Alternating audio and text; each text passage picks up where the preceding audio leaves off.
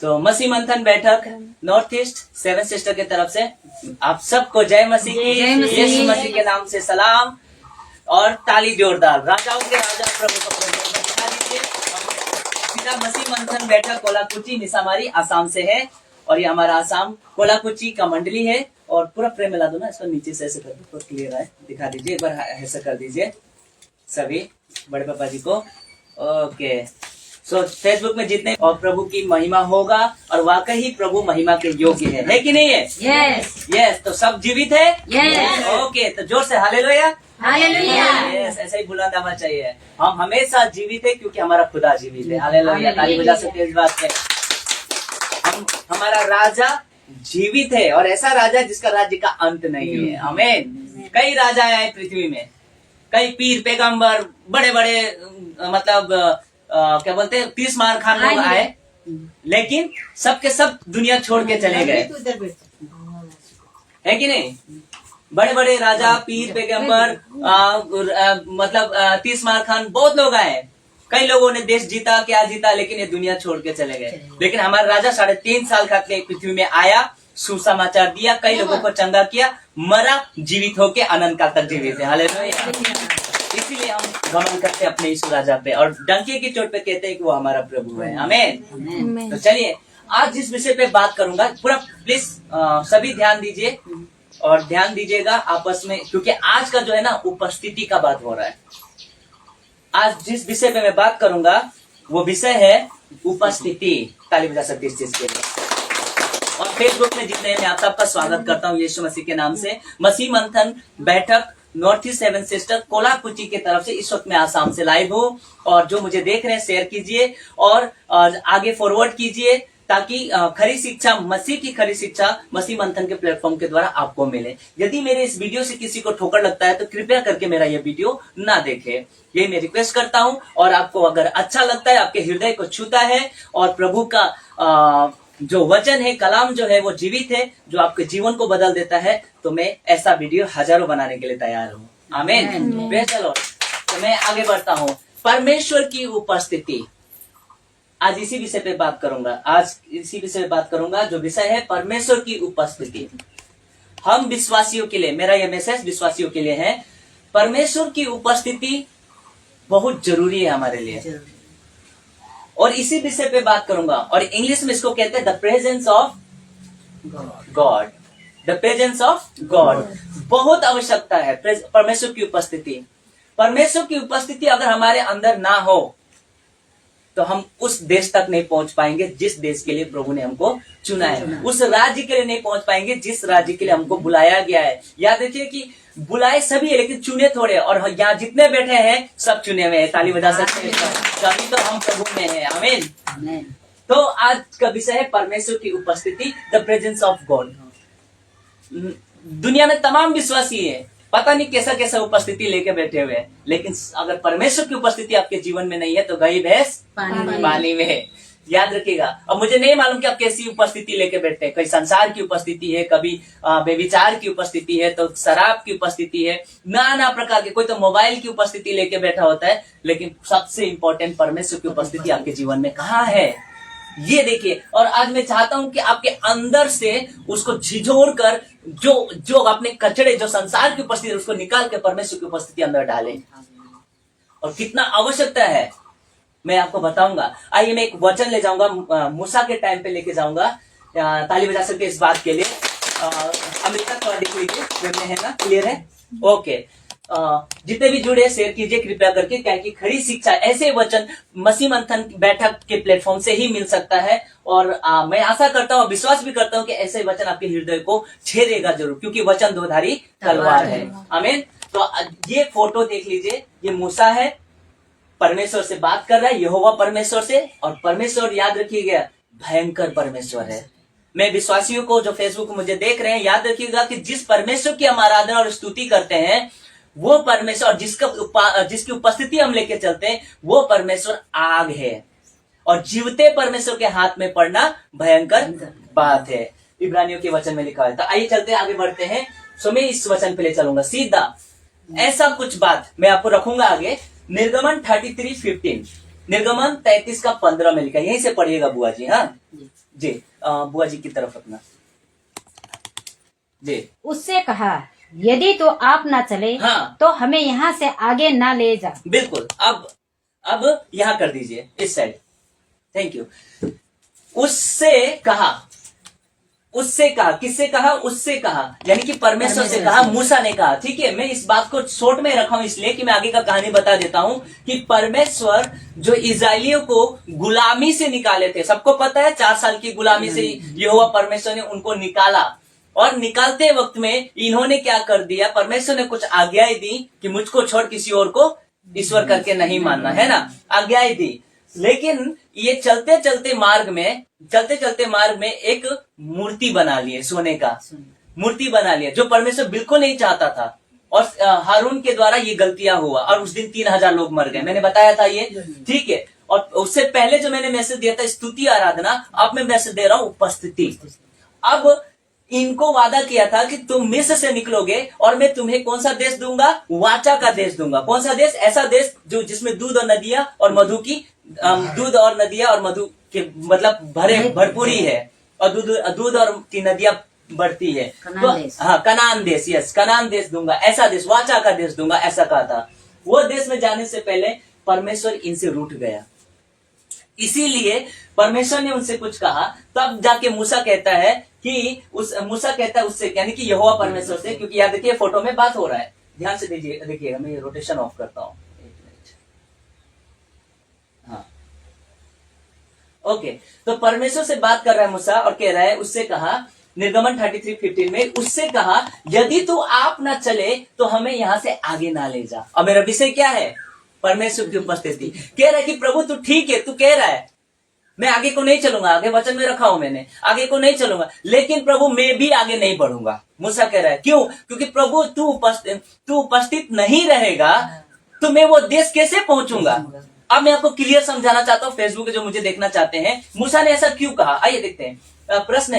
प्रश्न उठता है कि मूसा ने ऐसा क्यों कहा कि यहां से आगे ना ले जा, अगर तू मेरे साथ नहीं चले, यदि तू आप ना चले। परमेश्वर को कह रहा है कि प्रभु अगर तू हमारे साथ नहीं चलेगा तो हम कैसे उस देश में पहुंचेंगे, क्योंकि उस देश का रास्ता तो तू ही जानता है। आमीन। और आज जितने तमाम विश्वासी है संसार की उपस्थिति लेके बैठे हैं, और संसार की आपको स्वर्ग का रास्ता ले जाएगा? नहीं। किसी ने पूछा, थोमा या पतरस ने, किसी ने पूछा कि प्रभु तू जहां जाता है वहां का रास्ता हमको मालूम नहीं है, तो हमको कैसे पता हम कहां जाएंगे? प्रभु ने कहा, जहां का रास्ता तुमको मालूम नहीं है, मार्ग मैं हूं, सत्य मैं हूं और जीवन में हूं, मार्ग ही मैं हूं। तो बिना मेरे द्वारा कोई पिता के पास नहीं पहुंच सकता, और बिना यहोवा परमेश्वर के द्वारा कोई कनान देश पहुंच ही नहीं सकता था। ये बात मूसा को मालूम है। हालेलुया, ताली बजा सकते हैं इस बात को। और आज भी अगर आप संसार की उपस्थिति ले रहे हो तो आप स्वर्ग कैसे पहुंचेंगे? क्या शैतान आपको स्वर्ग पहुंचाएगा कि नरक पहुंचाएगा? नरक पहुंचाएगा। इसीलिए मूसा ने कहा कि यदि तू ना चले, यदि आप ना चले, यदि तू आप ना चले तो हमें यहां से आगे ना ले जा, हम नहीं बढ़ेंगे प्रभु। क्योंकि एक बात बता देता हूं, अगर आप किसी यात्रा में है, किसी ने एड्रेस दे दिया आपको यहां पहुंचना है, ठीक है, और उस एड्रेस का रास्ता आपको पता नहीं है, अगर कोई उस एड्रेस को जानता है और वो आपके साथ बोले तो आपका रास्ता तो पूरा आराम से पहुंच जाएगा कि हाँ ये मैं वो रास्ता जानता है। अगर कोई व्यक्ति नहीं मिले तो आपके लिए वो रास्ता में जाना मुश्किल है। कहीं भटक जाएंगे तो, बीच में कोई और रास्ता मिल गया तो क्या? इसी तरह से मूसा कहता है कि यदि तू आप ना चले तो हमें यहां से आगे ना ले जा। और जितने विश्वासी है, अगर कैसी उपस्थिति, देखिए बिना परमेश्वर की उपस्थिति से आप परमेश्वर के राज्य में प्रवेश नहीं कर सकते। उपस्थिति बहुत, the presence of God most important है। प्रश्न उठता है कि मूसा ने ऐसा क्यों कहा कि यहां से आगे ना ले जा? क्यों कहा? क्योंकि ऐसे यहां पे देख लीजिए, मैं आपको दिखाता हूं, एक मिनट। हाँ, क्योंकि ऐसा है, निर्गमन 33 का 5 क्यों कहा ऐसा कि यहाँ अब कारण क्या था? कारण यह था क्योंकि यहोवा ने मूसा से कह दिया था। क्या कहा था? देखिए, यहोवा ने मूसा से कह दिया था कि इस्राएलियों को मेरा यह वचन सुना, और आज मैं विश्वासियों को परमेश्वर का यह वचन सुनाता हूं। सुना, तुम लोग हटीले हो गए हो। आज कई विश्वासी हटीले हो गए, हटीले, मन कठोर बैठ के हम परमेश्वर के पास नहीं जाएंगे, हम इसके साथ नहीं जाएंगे, हमको वो रास्ता चाहिए ही नहीं। लेकिन धन्य हो मूसा का, और धन्य हम जैसे मसीह मंथन बैठा कि यहां से आगे ना ले जा। क्यों कहा? तो इसका जवाब ये है, क्यों कहा? क्योंकि परमेश्वर ने उससे कहा था। क्या कहा था? क्योंकि यहोवा ने मूसा से कह दिया था कि इस्राएलियों को मेरा ये वचन सुना, और फेसबुक में भी मैं प्रभु का ये वचन, क्योंकि वचन कभी बदलता नहीं, परमेश्वर आज और कल युगानुग एक सा है। तो कहा वचन सुना, तुम लोग तो क्या हो गए हैं? हठीले हो गए हैं। आज कई विश्वासी, और ये वर्ड याद रखिएगा, तुम लोग हठीले हो गए, और यदि मैं पल भर के लिए तुम्हारे बीच में होकर चलूं तो मैं तुरंत तुमको नाश कर डालूंगा। ऐसा भयंकर परमेश्वर है वो। और इस्राएलियों को कहा था कि तुम्हारे मन के हठील होने के वजह से मैं आगे को नहीं चलूंगा, मैं अब आगे नहीं जाऊंगा, तुमको कहा हूं तुम उस देश में चले जाओ। लेकिन मूसा जानता था कि परमेश्वर ही वो रास्ता जानता है कनान का, हम तो जानते ही नहीं है, उसी के भरोसे तो निकले हैं। और वही परमेश्वर नाराज हो जाएगा तो लाख कोशिश कर लो, आप परमेश्वर के राज्य में जहां जाने के लिए आपको बुलाया गया वहां पहुंच नहीं पाओगे। आमीन। क्योंकि जिसने तुमको बुलाया है वही तुमको उस घर तक पहुंचा पाएगा, वरना कोई नहीं पहुंचा पाएगा। जिस व्यक्ति के पास आप जा रहे हो वही व्यक्ति आपको एड्रेस बताएगा कि ये है मेरा फलाना का घर, कि कोई और आके बताएगा? नहीं बताएगा। वही व्यक्ति आपको एड्रेस बताएगा और वही व्यक्ति आपको रास्ता भी दिखाएगा कि ऐसे ऐसे है। और उसके घर का कोई जान पहचान का हो तो वो आपके साथ हो ले तो आपका रास्ता तो मंगलमय हो जाएगा। आमीन। तो वो रास्ता तय करने के लिए हम जैसे कलीसियाओं को स्थापना प्रभु ने किया है और पवित्र आत्मा में दिया गया है। लेकिन यहाँ दुख का बात है, परमेश्वर ने कह दिया कि मैं तुमको गुलामी से छुड़ाया, सब कुछ से छुड़ाया। आज हम भी पाप के गुलामी से छूट चुके हैं, आजाद हो चुके हैं। प्रभु ने बलिदान करके खरीद लिया हमको, लेकिन आज भी हमारा मन हठीला है कि नहीं? फेसबुक वाले जितने भी मुझे देख रहे हैं, राइट बोल रहा हूं या गलत बोल रहा हूं, आप कमेंट में तय कीजिएगा, लिख दीजिएगा। तो यहाँ परमेश्वर ने कहा, यहोवा मूसा से कह दिया कि इस्राएलियों को मेरा ये वचन सुना कि तुम लोग हठीले हो, और यदि मैं पल भर के लिए तुम्हारे बीच होकर चलूं तो मैं तुम्हारा अंत कर डालूंगा। बाप रे बाप। और सच में कई विश्वासी 90% जो विश्वासी जिनका मन हठीला हो चुका है, वचन कहता है यदि तुम परमेश्वर की आवाज सुनो तो अपने मन को कठोर ना करो, क्योंकि वही है जो तुम्हें प्रभु का राज्य में लेके चलेगा। और यदि तुम हठीले हो, कई विश्वासी आज हठीले होने के कारण उनका रास्ते में ही अंत हो गया, परदेसी होकर भी रास्ते में अंत हो गया उनका, और उस देश तक नहीं पहुंच पाए। मैं एक उदाहरण दे सकता हूं, धनवान और लाजर, है ना? धनवान व्यक्ति का मन प्रभु में था, इजरायली था, यहूदी था, लेकिन उसका मन इतना हठीला था कि वो प्रभु के साथ में सही नहीं था। तो उसका अंत कहां हो गया? वो उस देश तक पहुंच ही नहीं पाया। लेकिन लाजर अब्राहम के गोद पहुंच गया। तारीफ का सबसे इस बात है। लेकिन लाजर अब्राहम के गोद में पहुंचा। दुख था उसके पास, सब कुछ था उसके पास में, लेकिन परमेश्वर की उपस्थिति उसके अंदर थी। Praise the Lord. मेरे प्रियो, आप परमेश्वर की उपस्थिति हमेशा रखें, क्योंकि परमेश्वर जिस उपस्थिति में आपको लेना चाहता है वो आपके लिए भला है। आमीन। लेकिन आप कोई और उपस्थिति लेके चलते हो, संसार की गंदगी आप भर के रखे हो, तो इस घर में अगर कचरा भर के रखे हुए हो तो आप कदापि परमेश्वर के राज्य में प्रवेश नहीं कर पाओगे, क्योंकि परमेश्वर की उपस्थिति, the presence of God must be important. आमीन। कैसा लग रहा है? अच्छा। यहाँ साफ साफ है, तुम लोग हठीले हो चुके हो और थोड़ा देर के लिए मैं तुम्हारे बीच में चल रहा हूं, तुम रास्ते में अंत हो जाओगे। कई विश्वासी अंत हो गया, रास्ते में पहुंच ही नहीं पाए प्रभु के राज्य में। जहां यहाँ आंख बंद हुआ वहां आंख खुला और पता चला तो मैं तो जाना था स्वर्ग, पहुंच गया मैं अधोलोक, हेडिस में पहुंच गया मैं, है कि नहीं? इसीलिए जीवते पर, इसे पौलुस कहता है, देखिए ये परमेश्वर भयंकर है, क्योंकि मैं मार डालूंगा, अंत कर डालूंगा। नए नियम में भी पौलुस कहता है इब्रानियों की पत्रिका में कि जीवते परमेश्वर के हाथ में पड़ना भयंकर बात है। जिस परमेश्वर को तुम कहते हो कि यीशु प्रेमी है, वही परमेश्वर धधकती हुई आग है। आमीन। क्या बोलते हैं उसको, ढीला मत समझिए उसको, आगे बढ़ते। इसलिए अब अपने अपने मतलब उन्होंने गहने का बात आया ना, क्योंकि मूर्ति बना लिया था।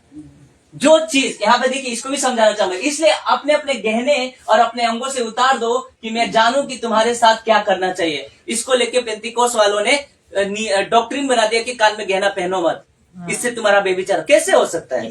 ये कहने का मतलब ही नहीं है। परमेश्वर चाहता है कि तुम्हारे जो बुराइयां है ना, जिसको तुम गहना समझ के रखे हुए हो, जिसको ज्यादा प्रेम करते हो, उसको त्याग दो, वो नहीं चाहिए। यहाँ पे ये गहने परमेश्वर ने बनाए थे अपने मंदिर के लिए, लिए थे, लूटे थे उनसे, ये मिस्रियों से, लेकिन इन्होंने ढाल दिया मूर्ति में, गलत जगह पे। ये कॉन्टेक्स्ट है उसका। आगे बढ़ते हैं। कैसा लग रहा है? अच्छा। आप इसके लिए भी ताली बजा दीजिए। इनको प्रतिज्ञा की गई थी। देखिए मूसा को कहा कि वे आप ना चले, और मूसा कहता है यदि तू आप ना चले तो प्रभु हम कैसे जाएंगे? अरे प्रभु हम भटक गए हैं। अरे आप कैसा बात करते हैं प्रभु? आपने हमको गुलामी से निकाला और वो 40 दिन का रास्ता तय किया है, और उसी रास्ते में आधे में तो 3000 लोग मर गए, और आगे को हमको पता नहीं है प्रभु। मूसा कहता नहीं प्रभु, यदि तू ना चले तो हम भी यहीं से आगे नहीं बढ़ेंगे, हमको यहीं पे नाश कर, हम नहीं जाएंगे, तेरे बेगर में नहीं जाएंगे, तेरी उपस्थिति के बेगर हम उस कनान देश नहीं पहुंच पाएंगे। मेरे प्रियो, मेरे विश्वासी जितने भी फेसबुक मुझे देखे और जितने यहाँ पे कोलाकुची में है, आप परमेश्वर की उपस्थिति प्रभु से कहिए, प्रभु यदि तू हमारे साथ ना हो तो हम प्रभु के राज्य में प्रवेश नहीं कर पाएंगे। आमीन। हमें उपस्थिति चाहिए, और उपस्थिति क्या है? परमेश्वर का वचन। आमीन। परमेश्वर का वचन, क्योंकि वचन यीशु है, और यीशु कहता है यदि तुम मुझ में बने रहो और मेरा वचन तुम में बना रहे तो जो चाहो मांगो मिल जाएगा, संसार की नहीं स्वर्ग की। आमीन। हालेलुया। कैसा लग रहा है? परमेश्वर से कहो, ये चाहिए। कई बार हम भटक जाते हैं। अब प्रश्न फिर उठता है कि मूसा कहाँ जाने की बात करता है? यदि तू आप ना चले तो हमें आगे ना ले जा, कहाँ जाने का बात करता है? और इस्राएलियों को जाना कहाँ है? तो इस्राएलियों को जाना यहाँ था। आमीन। ताली बजा सकते हो। ये वो देश है जहाँ दूध की नदियां और मधु बहती है, मधु रहता है, जहाँ मधु दुनिया भर का मतलब फसलें, खेत, जो जमीन है, और वो जमीन भी प्रभु किसी और का जमीन इस्राएलियों को सौंपता है। ये हालांकि सारा पृथ्वी उसका है। आमीन। लेकिन ये इस देश को जाने के लिए प्रभु ने इनको कहा था, लेकिन शर्त है, कंडीशन है। कंडीशन क्या है? मैंने तुमको निकाला है, मेरी उपस्थिति में तुझे चलना है। लेकिन और हमें भी स्वर्ग के राज्य में जाना है। कहाँ जाना है? स्वर्ग के राज्य में। इनके ये टेम्परेरी था, ये झलक है, क्योंकि पुराना नियम परछाई है। तो ये परछाई के तौर पे हमको बताया जा रहा है कि इस्राएलियों को ये वाचा का देश में जाना था, और हमको वाचा का, यीशु ने कहा कि देखो मैं तुम्हारे लिए घर तैयार करने जा रहा हूँ। आमीन। घर तैयार, जहां मैं जाता हूँ वहां तुमको रहना है, लेकिन मैं अभी घर तैयार करने जा, लेकिन पृथ्वी में तुम हो, तुमको रास्ता तय करने के लिए मैं ही हूँ, तो मेरी उपस्थिति में चल। ताली बजा सकते इस बात में। तो जैसे इनको कहा कि तुमको वहां जाना है, वैसे ही हमको भी कहा कि हमको वहां जाना है, लेकिन कंडीशन क्या है? परमेश्वर की उपस्थिति। आमीन। Praise the Lord. वो चाहिए। तो आइए देखते हैं यहाँ पे कि वाचा का देश, प्रोमिस लैंड। ताली बजा दीजिए प्लीज। इसके उनको जाना ही यहाँ था, लेकिन इस बीच में इन्होंने क्या किया? हटीले हो गए। और कितने विश्वासियों को सब कहते हैं कि हाँ हम तो स्वर्ग जाएंगे, हम तो स्वर्ग जाएंगे, बपतिस्मा ले लिया, प्रभु में आ गए, प्रभु भोज ले लिए और हमारा स्वर्ग कंफर्म हो गया। तो धोखे में है। जब तक परमेश्वर की उपस्थिति आप लेके नहीं चलते, यानी कि वचन को नहीं लेके चलते, आप प्रभु के राज्य में नहीं प्रवेश कर पाएंगे, धोखे में आ जाएंगे। क्योंकि वाचा का देश जाने के लिए परमेश्वर के ऊपर, इसीलिए धन्य हो मूसा इसीलिए कहा कि यदि तू ना चले तो हमें आगे ना ले। मैं जानता हूं कि तेरे सिवा कोई नहीं जानता वो रास्ता, और हमें भी कहना प्रभु स्वर्ग जाने के लिए यीशु तेरे सिवा और कोई रास्ता नहीं है, तू ही है। इसलिए तो हम प्रचार करते हैं कि मार्ग, सत्य और जीवन यीशु है। ताली बजा सकते हैं इस बात में, और कोई नहीं है। यीशु के बिना कोई स्वर्ग जा ही नहीं सकता। यदि तू ना चले तो हमें आगे ना ले जा। हमें ऐसा विश्वासी, और मसीह मंथन बैठक ऐसे ही विश्वासी को तैयार करता है कि कहे कि प्रभु तेरे सिवा तो मैं कुछ भी नहीं हूँ। आमीन। आगे प्रोमिस लैंड जाने के लिए इनको कहा गया था, और यहाँ तक पहुंचने के लिए परमेश्वर की उपस्थिति चाहिए, और इस बात को मूसा अच्छी तरह से जानता था। आमीन। इस बात को हम मसीह मंथन बैठक वाले और हम विश्वासी और 10% जो सच्चे विश्वासी है वो जानते हैं कि प्रभु के बिना हम स्वर्ग नहीं पहुंच पाएंगे। अब संसार को लेके चलोगे तो क्या स्वर्ग जाएंगे क्या?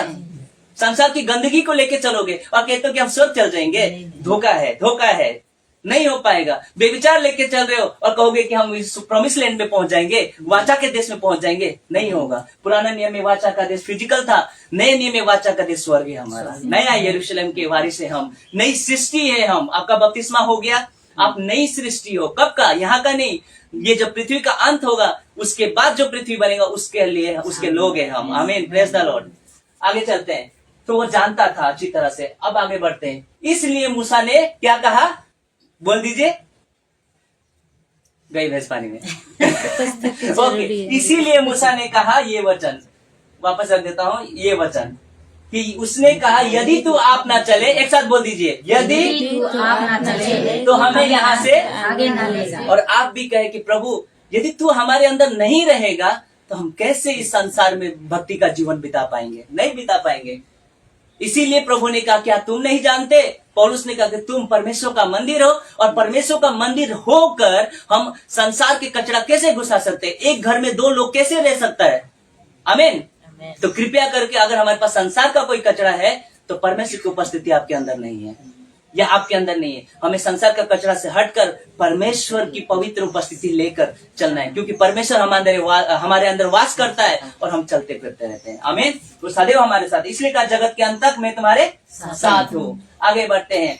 तो अब परमेश्वर की उपस्थिति इतना महत्वपूर्ण क्यों है? मैं फटाफट चल रहा हूँ। क्यों जरूरी है परमेश्वर की उपस्थिति इतना इंपॉर्टेंट? फेसबुक में मैं आपसे भी प्रश्न करता हूँ कि एक बार दिखा दीजिए। अच्छा दिख रहा है ना? परमेश्वर की उपस्थिति इतना महत्वपूर्ण क्यों?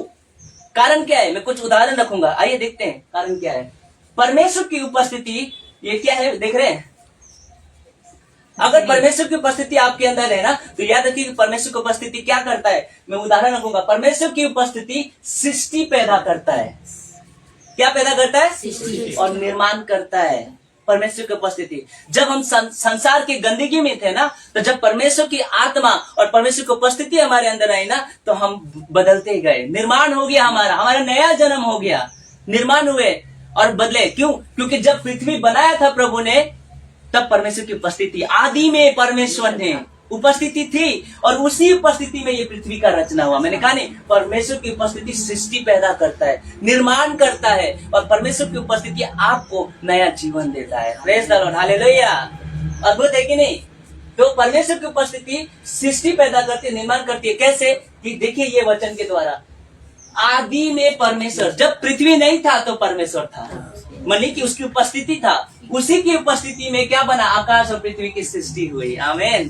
तो परमेश्वर की उपस्थिति सृष्टि पैदा करती है। और जब पृथ्वी फिर बेडौल हो गई, तो भी पवित्र आत्मा की उपस्थिति वहां पे थी। और जहां परमेश्वर की उपस्थिति आई पृथ्वी में, पहला दिन रात, नदी को अलग किया गया, आकाश को चेंज किया गया, चांद सितारे बनाए गए। इसीलिए परमेश्वर की उपस्थिति निर्माण करता है। और जिस विश्वासी के अंदर परमेश्वर की उपस्थिति, वो दिन पर दिन नया होते जाता है। ताली बजा सकते हैं? दिन पर दिन वो नया होते जाता है। पुराना मनुष्य थे खत्म हो जाता है और वो नई सृष्टि बन जाता है। इसीलिए पौलुस कहता है कि तुम 15 का 7 है ना, पहला कुरिन्थियों 15 का 7 या दूसरा कुरिन्थियों 15 का 7 पढ़ दीजिए प्लीज। तो हम कौन है? नई सृष्टि है जी। पौलुस इस बात को कहता है। इसीलिए परमेश्वर की उपस्थिति क्या करती है? सृष्टि पैदा करती है, निर्माण करता है, मन को बदलता है, नया मन देता है। पहला कुरिन्थियों 15 का 7 है, नहीं तो दूसरा कुरिन्थियों 15 का 7 है।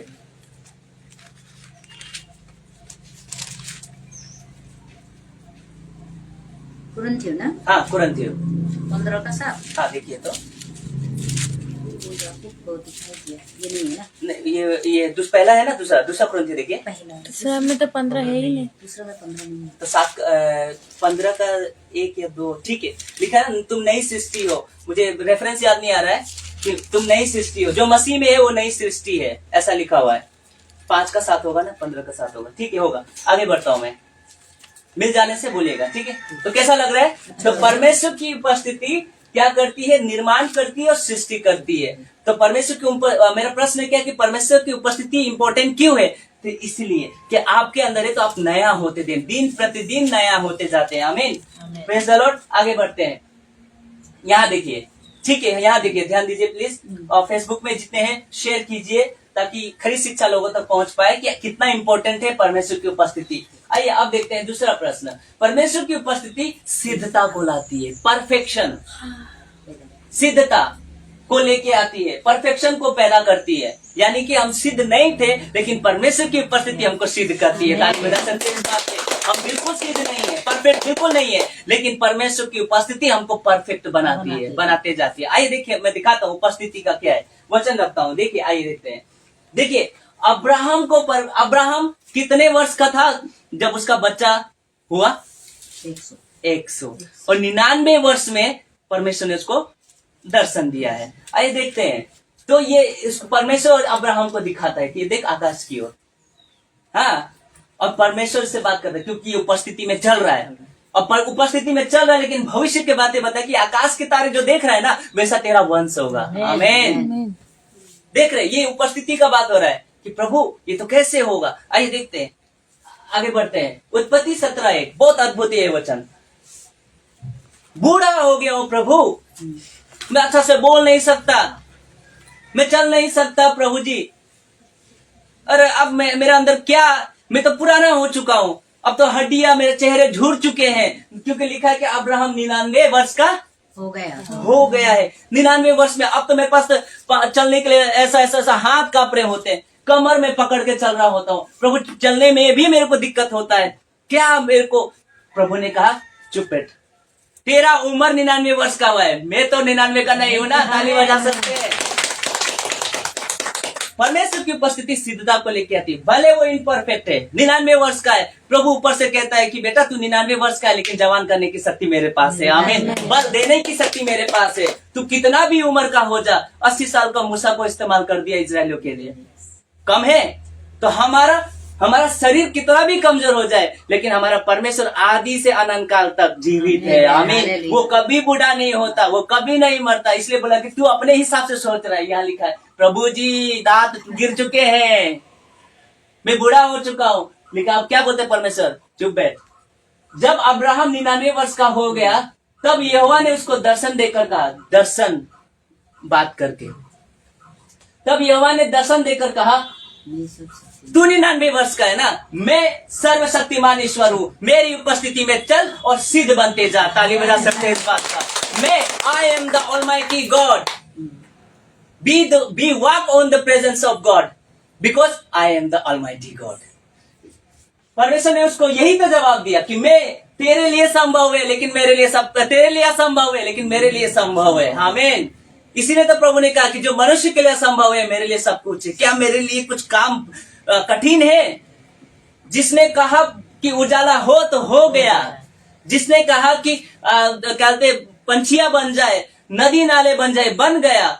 और हम मूर्ति मतलब हमको जो बनाया प्रभु ने मिट्टी से बनाया, सिर्फ सांस डाल दिया, एक झलक डाल दिया हमारे अंदर, रुआक डाल दिया, तो हम जीवित प्राणी बन गए। वो परमेश्वर को कहता है कि प्रभु मैं बुढ़ा हो गया हूं, नहीं सकता। परमेश्वर कहता है कि दर्शन देकर कहा कि मैं सर्वशक्तिमान ईश्वर हूँ, मेरी उपस्थिति में चल और सिद्ध होते जा। परमेश्वर की उपस्थिति आपको परफेक्ट बनाता है। उपस्थिति जब आप परफेक्ट बनोगे, कब? जब परमेश्वर की उपस्थिति लेके चलोगे, तब। अब जहां जाते हो उसकी उपस्थिति लेके चलते हो। कोई तो बुलाता है, प्रभु हम आपका स्वागत करते हैं, ऐसे सर्वशक्तिमान आपके पास उतरेगा। वो तो कहता है कि तुम्हारी हिम्मत कि तुम मुझे बुलाओगे, मैं तो खुद स्वर्ग छोड़ के तुम्हारे पास आया। ताली तो बजा सकते हो। तुम मुझे खोजोगे, मैं खोजते हुए तुम्हारे पास आया हूं। इसीलिए प्रभु ने कहा तुमने नहीं, मैंने तुम्हें चुना है। ये घमंड बिल्कुल मत कीजिएगा कि हाँ मेरे अच्छे कर्म किए थे तो प्रभु ने मुझे चुन लिया। नहीं, प्रभु कहता है मैं सर्वशक्तिमान ईश्वर हूँ, मेरी उपस्थिति में चल और सिद्ध होता जा। और जितने भी विश्वासी मुझे देख रहे हैं, मसीह मंथन बैठक आसाम कोलाकुची से मैं ये प्लेटफॉर्म से आया हूँ, आप जितना हो सके शेयर कीजिए और जानिए कि परमेश्वर के लिए कोई काम असंभव नहीं, उसकी उपस्थिति इंपॉर्टेंट है। इसीलिए प्रभु ने कहा कि उसको कि मेरी उपस्थिति में चल, क्योंकि मैं अलमाइटी गॉड हूँ, आमीन। उसके लिए कुछ भी संभव नहीं है, और सिद्ध होता जा। अब परफेक्ट कब होगे? जब परमेश्वर की उपस्थिति आपके अंदर होगा, आमीन। आगे देखते हैं। इसके लिए ताली बजा सकते हैं। कौन है ये? याकूब है। आइए देखते हैं, पढ़ देते। इसलिए याकूब कहता है, क्या कहता है देखिए, ये बहुत इंपॉर्टेंट है। याकूब 3:2, याकूब 3:2 पूरा दिख रहा है ना, क्लियर? ओके, याकूब 3:2। हम परफेक्ट नहीं है, हम परफेक्ट नहीं है, लेकिन परमेश्वर की उपस्थिति सिद्धता की ओर ले जाती है। आइए देखते हैं। इसलिए कि हम सब बहुत बार क्या हो जाते हैं? चूक जाते हैं, गिर जाते हैं, बहुत बार गिर जाते हैं। परंतु जो कोई वचन में नहीं चुकता वही तो सिद्ध मनुष्य है। हालेलुया। पर जो कोई वचन में नहीं चुकता वही सिद्ध मनुष्य। वचन कौन है? यीशु। वचन देधारी हुआ, जो वचन के साथ रहता है और उसके साथ दाएं बाएं नहीं भटकता है, उपस्थिति लेके चलता है, वही तो सिद्ध मनुष्य कहलाता है। Praise the Lord. ऐसा वचन कभी बोल के देखो। नाना प्रकार के वचन तमाम अलग अलग डिनोमिनेशन के लोग बोलते हैं, लेकिन देखिए परफेक्ट कैसे नहीं होंगे? जो कोई वचन में नहीं चुकता वही तो सिद्ध मनुष्य है। वचन यानी कि यीशु। अगर उपस्थिति, परमेश्वर की उपस्थिति यानी कि वचन आपके अंदर है, तो आप परफेक्शन की ओर बढ़ रहे हो। परफेक्शन की ओर। क्या कैसा लग रहा है? हालेलुया। यस, अमृता ठीक? ओके। और सारी देह पर लगाम लगाता है वचन। हमको एक जगह रखता है, दाएं बाएं मुड़ने नहीं देता है। ये बात याद रखिए, जितना हो सके वचन खाइए, क्योंकि वही है परमेश्वर की उपस्थिति। यीशु ने कहा मैं जीवन का रोटी हूँ, वचन खाइए क्योंकि वचन जीवन की रोटी है। यीशु ने जल कहा, वचन को जल कहा, जल को पीजिए ताकि अनंत काल तक प्यासा ना रहो। ये पानी आपको प्यास बार बार लगेगा, लेकिन यीशु जो पानी देता है उससे कभी आप प्यासा नहीं रहेंगे। Hallelujah, praise the Lord. कैसा लग रहा है? आगे चलते हैं। अब देखिए ये घटना को, इसको थोड़ा समझा देता हूं। इस घटना को देखिए, ये घटना याद आ गया। चेले थे और गलील के झील, एक ऐसा झील जिसमें हमेशा आंधी तूफान कुछ मतलब ऐसा भयंकर अचानक आ गया, अचानक। मेरा एक प्रश्न है कि क्या इस नाव में परमेश्वर की उपस्थिति थी? फेसबुक वालों से भी पूछ रहा हूं, क्या इस नाव में जब चेले के साथ में वो झील के पार जा रहे थे, उसी झील में बहुत भयानक आंधी आ गया, आंधी आ गया। और इस आंधी में मेरा प्रश्न है कि क्या इस आंधी में यीशु था, मतलब परमेश्वर की उपस्थिति था? सोच के बताइए, इस नाव में क्या परमेश्वर की उपस्थिति था? चेले हैं और याद कीजिए, लगता है बाइबल आप लोग नहीं। उपस्थिति था। यीशु कौन है? यीशु कौन है? प्रभु है, सर्वशक्तिमान प्रभु है वो। तो यीशु उस नाव में ऑलरेडी सोया हुआ था, तो इसलिए तो बोल रहा हूँ कि उपस्थिति था यीशु का। नाव लेके हैया हैया करते गए, हैया हैया करते गए, खेते गए। और मेरा और एक प्रश्न है कि इस जो आंधी आया, क्या ये आंधी से चेले अनजान थे?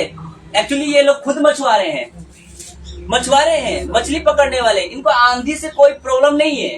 लेकिन ये जो आंधी तूफान है, ये सबसे अलग आया था, इससे हार गए। इनका पूरा मतलब बस छूट गया, मतलब ये मतलब क्या हो गया, लाचार हो गए, खेते लाचार हो गए। आइए वचन रखता हूं मैं, और ये घटना है ऐसा। लेकिन कहते आगे देखते हैं परमेश्वर की उपस्थिति आपके जीवन की क्या करते हैं। ताली बजा सकते हैं। परमेश्वर की उपस्थिति आपके जिंदगी के तूफान को शांत करता है कि नहीं? कैसे भी आपकी जिंदगी की तूफान हो, परमेश्वर की उपस्थिति उस जिंदगी के तूफान में जिसमें आप लाचार हो जाते हो, अरे प्रभु मैं इतना करने के बाद एक तूफान नहीं आया तो दूसरा तूफान आ गया, अरे प्रभु अभी तो इसी से निकला था फिर और एक आ गया प्रभु। लेकिन प्रभु ऊपर से कहता है कि मेरी उपस्थिति में चल, मैं तुझे शांति देता हूँ। ताली बजा सकते हैं इस बात पे। परमेश्वर की उपस्थिति आपके जीवन में शांत, कितना भी भारी तूफान हो शांत करती है। आमीन। देखिए यहाँ पे इस घटना को समझिए। जब वो झील के पार जा रहे थे, इसी में यीशु गद्दी पे सोया हुआ था।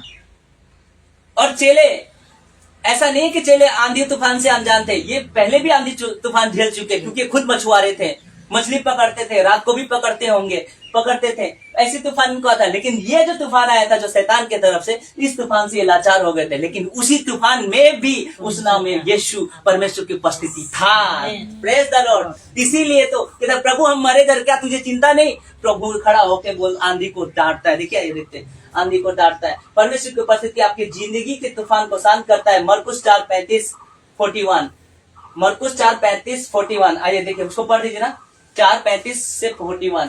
उसमें प्रभु क्या करता है? आंधी को डांटता है, शांत रहे, और शांत हो जाता है। आपकी जिंदगी में कितने भी आंधी और तूफान क्यों ना हो, परमेश्वर की उपस्थिति वो आंधी तूफान में हटाने की सामर्थ्य रखता है। Hallelujah, praise the Lord. आइए पढ़ दीजिए इसको ना, 35 से 41। हाँ, मैंने इस वचन को नहीं रखा, फटाफट खत्म करना इसीलिए। 35 से 41 तक। हाँ, 35 से 41 जी। अमृता, आंधी को शांत करना। हाँ जोर से पढ़िएगा। उसी दिन जब सांझ हुई, हाँ। तो उसने चेलों से कहा, हाँ आओ हम पार चले। हाँ और वे भीड़ को छोड़कर हाँ। जैसा वो था वैसे ही उसे नाव पर साथ ले चले। उसे नाव पर लेके, परमेश्वर की उपस्थिति था उस नाव पे, फिर भी ये घबरा गए जी। और उसके साथ और भी नावें थी। हाँ तब बड़ी आंधी आई और लहरें नाव पर यहाँ तक लगी कि हाँ। वो पानी से भरी जाती थी। यस। पर वह आप पिछले भाग में गद्दी पर सो रहा था। तो मेरा प्रश्न है कि परमेश्वर की उपस्थिति था। हाँ। यस, उस नाव में ऑलरेडी परमेश्वर की उपस्थिति था, लेकिन विश्वास उनके अंदर नहीं था कि परमेश्वर की उपस्थिति उनके अंदर। यही मैं कहना चाहता हूँ। आगे देखिए, तब उन्होंने उसे जगाकर उससे कहा, हाँ। हे गुरु, हे क्या गुरु, तुझे हाँ। चिंता नहीं कि हम नष्ट हुए जाते हे गुरु, हैं? तुझे चिंता नहीं कि हम तुम्हें, अरे चिंता नहीं परमेश्वर को। प्रभु ने कहा है कि इसमें तो सबसे ज्यादा चिंता तो मैं ही करता हूँ, मैं सोया थोड़ी ना हूँ, मुझे पता है, लेकिन तुम्हारा विश्वास ये नहीं कि मैं यहाँ मौजूद हूँ। मैं आपसे मेरे प्रियो इधर कर दीजिए, मेरे प्रियो मैं ये कहना चाहता हूँ कि क्या आप भी कठिन परिस्थितियों में, जब आपके घर में पर्सनल जीवन में ऐसा आंधी आता है जिससे आप हार जाते हो या लाचार हो जाते हो, क्या आपको विश्वास नहीं कि परमेश्वर की उपस्थिति आपके जिंदगी में है? और जब परमेश्वर की उपस्थिति आपके जिंदगी में है तो ऐसे हजारों आंधी को पार करने की ताकत है प्रभु के पास। आमीन। मैं कर सकता हूँ कई जिंदगी को, ये विश्वास चाहिए था। प्रभु क्या चाहता था? परमेश्वर उनका विश्वास चाहता था कि उनको पता होना चाहिए कि मैं नाव पे मौजूद हूँ। Praise the Lord. एक नया एंगल दे रहा हूँ, कैसा लग रहा है? बैठ जाइए और ये आगे पढ़ दीजिए प्लीज। शांत यीशु ने क्या किया? तब उसने उठकर आंधी को डांटा और पानी से कहा, शांत रहे, यस, थम जा। Praise the Lord. आंधी को डांटा और पानी से कहा शांत रहे। इसलिए मैंने कहा कि परमेश्वर की उपस्थिति आपकी जिंदगी के तूफान को शांत करती है। आमीन। आमीन। आगे बढ़ता हूं, बैठ जाइए। अब एक और व्यक्ति आ गया। अब यहाँ पे भी एक और व्यक्ति आ गया, नाटा। ये फिर देखिए, जक्कई का वाला, ताली बजा दीजिए इस बात में। एक व्यक्ति और है, नाटा, पापी मनुष्य लेकिन धनी है। ये क्या करने वाला? टैक्स कलेक्टर है। टैक्स कलेक्टर मतलब आज के डेट में बोले तो काबुली वाला, पैसा 10% 20% में देने वाला पैसा का दलाल है। वो लेन देन करने वाला है, पैसे की कमी नहीं इसके पास। लोग इससे बुरा भला क्या क्या कहता है। एक दिन पता चला कि यीशु आ रहा है, पूरा भीड़ है। और इतना नाटा विचार कैसे वो देखना, नाटा है भीड़ के सामने, अब कैसे देखेगा? लेकिन इसके अंदर चाहना था यीशु को देखने का चाहना था। इसको पता ही नहीं कि क्या जिसको तू चाहता है यीशु ऑलरेडी तेरे घर में उपस्थित करने वाला है। Praise the Lord. ताली बजा सकते इस बात से। ये नाटा है और बोले कि मैं नाटा हूँ, लेकिन इसने भी कम वो नहीं किया। मुझे देखना है परमेश्वर को, चाहे मैं नाटा हूँ तो क्या हुआ, लेकिन मेरा मन नाटा नहीं है। ये पेड़ पे चढ़ गया। ले, तुम लोग इतना हाइट में हो तो मैं भी पेड़ पे चढ़ कर तुमसे भी ज्यादा हाइट में यीशु को देख के ही रहूंगा। इससे क्या सीख मिलता है कि कैसे भी परिस्थिति हो, आपको यीशु के पास पहुंचने से कोई रोक नहीं सकता है। आमीन। तभी परमेश्वर आपकी जिंदगी में उपस्थित होगा। और देखिए, इसका चाहना प्रभु यीशु जान गया था कि ये मुझको देखने के लिए इतने लालायित है, तो मैं सब भीड़ में से इसी को वो करूंगा। ये लास्ट है ये, ठीक है।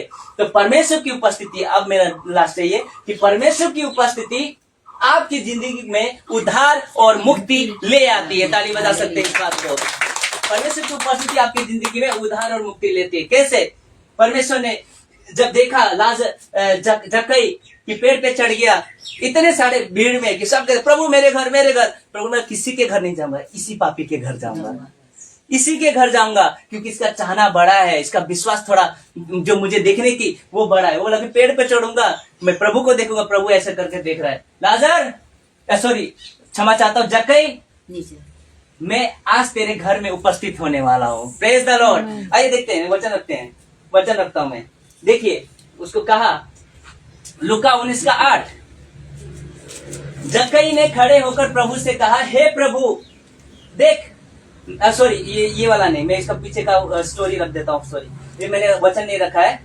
तो जक्कई ने कहा उसको कि कहते प्रभु की उपस्थिति, हालांकि वचन में लिखा है प्रभु, लेकिन कहा है प्रभु ने कहा कि जक्कई मैं आज तेरे घर में उपस्थित होने वाला हूँ। तो उसने ये नहीं, अरे प्रभु मेरा घर खराब है, मत आइए, मेरा घर इधर है, मैं तो एक पापी हूँ, बिखरा पड़ा है, मैंने कुछ भी सामान इधर उधर पड़ा, ये नहीं कहा। प्रभु आज आया है, कैसा है वो नहीं, लेकिन कैसे भी आज मैं प्रभु को लेके जाऊंगा। प्रभु ने जक्कई से कहा, जक्कई मैं आज तेरे घर में उपस्थित होने वाला। इसीलिए मैंने वचन लिखा, परमेश्वर की उपस्थिति आपकी जिंदगी में उद्धार और मुक्ति ले आती है। और देखिए, जब इसके घर में परमेश्वर की उपस्थिति यानी कि यीशु की उपस्थिति हुई, क्योंकि उपस्थित हुआ, ऐसा वचन में लिखा नहीं है कि प्रभु उपस्थित हुआ, गया तो उपस्थिति हुआ ना, प्रभु खुद उसके घर में है। तो उसकी उपस्थिति में इसने ये क्या कहता है जक्कई, देखिए कैसे उद्धार और मुक्ति लेके आता है। आज ये लास्ट वचन है। कहा कि जक्कई से कहा, जक्कई ने खड़े होकर कहा प्रभु से कहा, हे प्रभु देख, मैं अपनी आधी संपत्ति कंगालों को देता हूँ। ताली बजा देते हैं इस बात पे। मैं आधी संपत्ति कंगालों को देता हूँ, और यदि किसी का कुछ अन्याय करके ज्यादा मैंने लूट लिया हो तो उसको भी मैं 4 गुना लौटा दूंगा, पूरा धन में बेच दूंगा प्रभु। तो मैंने क्या कहा, आज इसके घर में उद्धार और मुक्ति आ गया।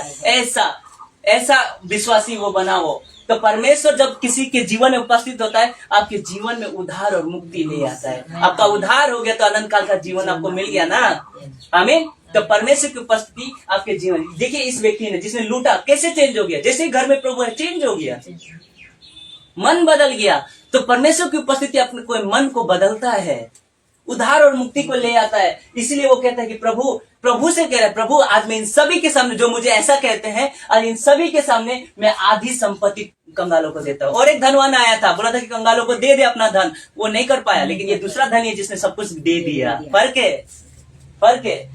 तो हे प्रभु देख, मैं अपनी आधी संपत्ति कंगालों को देता हूँ, और यदि किसी का अन्याय या लूट के भी लिया हो तो उसका उसी का मैं 4 गुना लौटाऊंगा। कितना धन था उसके पास, इसका मतलब 4 गुना लौटा दूंगा। ये है प्रभु के आज उसके घर में। प्रभु खुद कहते हैं, देखिए क्या कहते हैं प्रभु इसके घर में। ये जक्कई प्रभु के सामने बोल दिया कि मैं आज सब लौटा दूंगा। और ये शास्त्री फरीसी कह रहे, ये तो पापी के घर में कैसे, ये तो पापी है। अरे प्रभु के लिए कोई पापी नहीं है। प्रभु पापियों को क्षमा करने आया है, धर्मियों को नहीं।